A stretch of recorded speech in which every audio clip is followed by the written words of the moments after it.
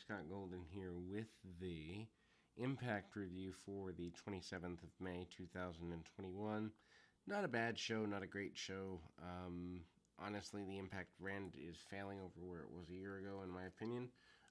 But that's because the only thing they really have going that's super strong is the AEW agreement, which I think has hurt them in terms of breaking their own value. Anyway, Eddie Edwards defeats Sam Beadle on the pre-show concept. Opening promos, a recap of Rhino's involvement in the last couple of weeks, winning back the Call Your Shot Gauntlet with Heath and getting into Violent by Design and joining them, winning the Impact Tag Team Championships along with Joe Doring last week and cashing in the gauntlet, followed by a promo by Violent by Design. Eric Young basically saying the championship win has been done by design. Interesting line. Josh Matthews back on commentary, at least for tonight. Who knows for how long. Replacing Matt Striker, which isn't good or bad, I don't think. Matthews isn't that bad. And still better than, I won't say all of, but at least one person in both AEW and most of the WWE announcers. Sami Callihan opened the show. He says that ever since Omega showed up on Impact, it's been a bunch of junk from them. They cost him at Under Siege because Omega and Don Callis knew they can't beat him. Omega can plan for anyone but not for him. Callihan calls out Omega and he gets Moose. He wanted Callihan to not be calling out Omega because he's not number one contender and told him not to get involved in his business. Good Brothers come out and they cut a promo about always getting blamed for everything. They side with Moose, arguing that Callihan should stay out of Omega and Moose's business. Moose responds they may be on his side, but he's not on theirs. Callihan and Moose then attack Anderson and Gallows and run them all out of the ring. This is horrible booking, simply because at the end of the day, Callihan and Omega is something that maybe, I don't know, 20% of their audience might want to see, but Callihan is a dead character. Moose is going further and can go much further, and they don't really have that many other people built up in a strong way. Backstage, Callis says that he was EVP and booked them against Moose and Callihan. This was a power move after being told Scott D'Amore that he needed to decide whether he was an EVP or Omega's manager. GM Miller asks Callis about a match he booked and whether it's official or not, since he doesn't usually do that, and then Callis makes fun of her, and D'Amore approaches him about it. Before he could say anything, Callis talked his way out of that whole thing. TJP and Fallah Bahh defeat Josh Alexander and Petey Williams.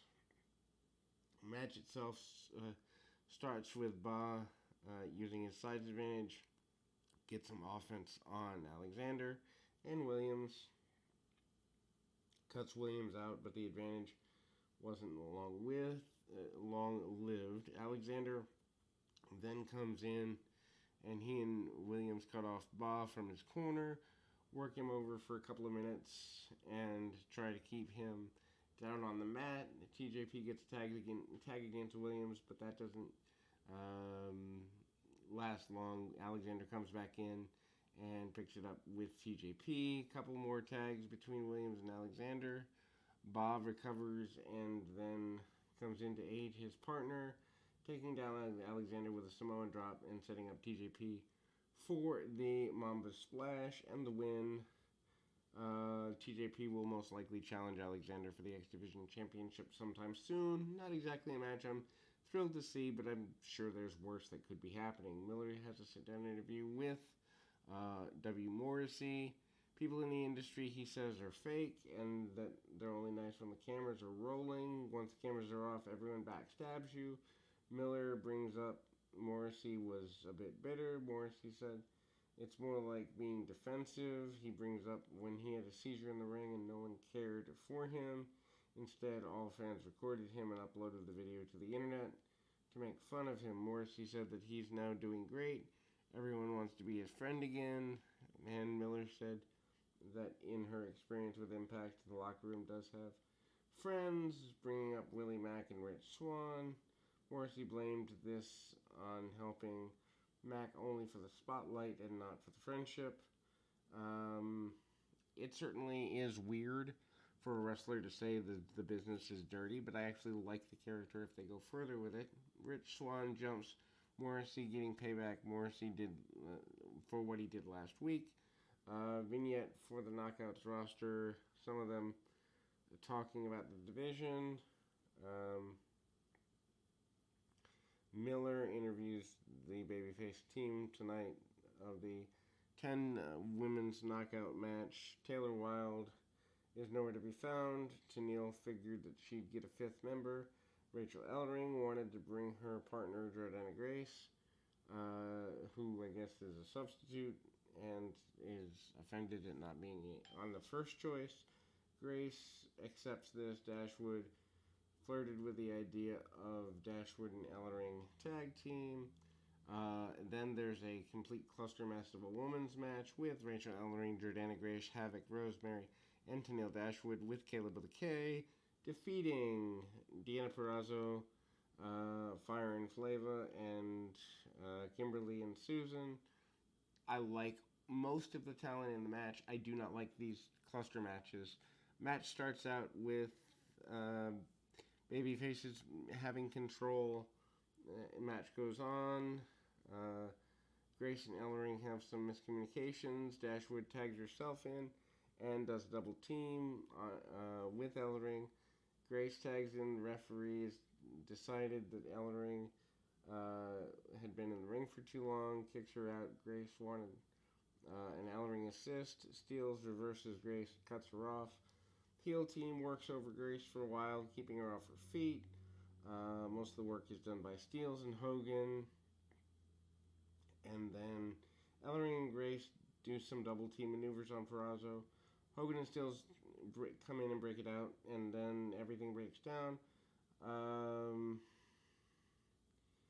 And then everybody starts rolling on the outside of the ring, leaving Purrazzo open in the ring for Rosemary to pin. Rosemary is most likely heading towards a match with Purrazzo, which could be fun. Grace and Ellering seem to be doing better, but we could also see Susan and Lee going after the tag team title at some point. Alexander talked backstage about being pinned by TJP. He accepted that TJP deserves a shot at the title, and he's defending championship. He announces a 60-man Iron Man match starting next week on BTI and ending on the main show. What a horrible idea this is. Anyway, video package about the relationship between Jake Something and Rohit Raju, starting in the Independence and their real-life friendship. Talk about how things changed as soon as they made it to Impact. Raju argued Something gets everything, and D'Amore bullies him. Something argued that the gold had gotten to Raju's head. Challenge each other for tables match. Good package, but it seems kind of disjointed, and it's an undercard push for a feud that's not going to matter between two guys who aren't major players. Anyway, Violent by Design promo. They come down to the ring. They addressed their title win last week. Eric Young said that when he started this war, he needed people like him that thought like him, and brought in Joe Doring and Doring cuts a path of violence in Japan.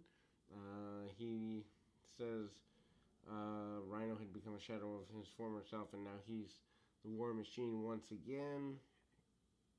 They waited for the Call Your Shot trophy until they knew FinJuice would be at their weakest. They knew FinJuice wouldn't be able to use the rematch clause since they're back in Japan.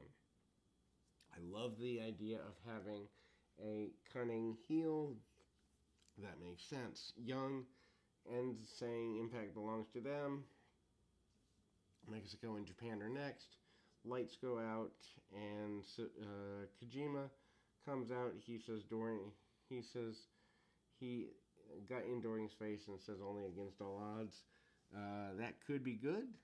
We get a replay of Brian Myers' promo attacking last year when he takes out Matt Cardona. Miller interviews Dr. Ross about Cardona's status. Doctor said that Cardona's out for a couple of weeks with a broken orbital bone. Ouch. If that's true, if not, I hate overselling of injuries, so hope that it's not true from one standpoint, but true from another.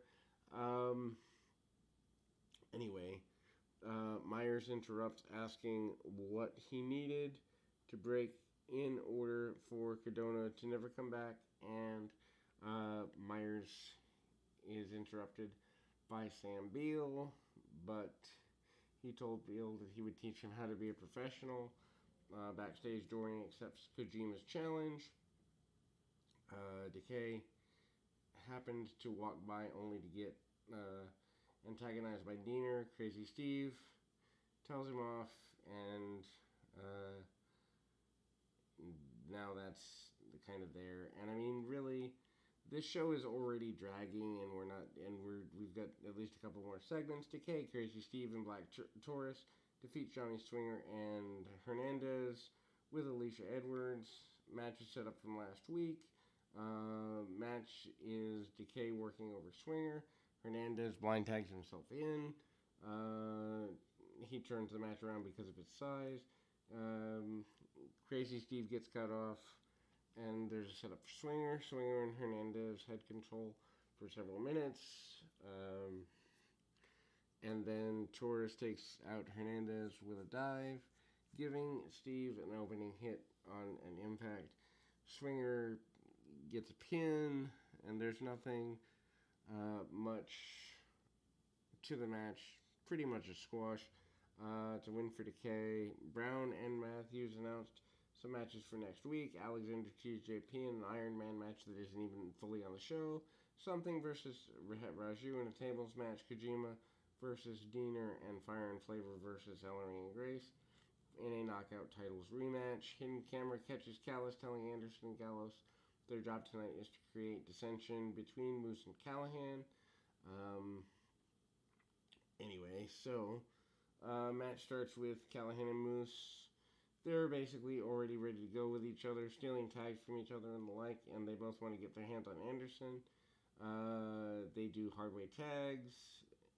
Callahan and Moose maintain the upper hand for the majority of the match, but the heat between them escalated. Anderson sneaks away and tags in Gallows. Anderson and Gallows cut off Callahan, beat him down for a good bit of time, and Gallows is in there with Callahan until later Gallows gets hit with a stunner and tags out. Moose gets the hot tag, runs down both guys, and Callahan tags himself in.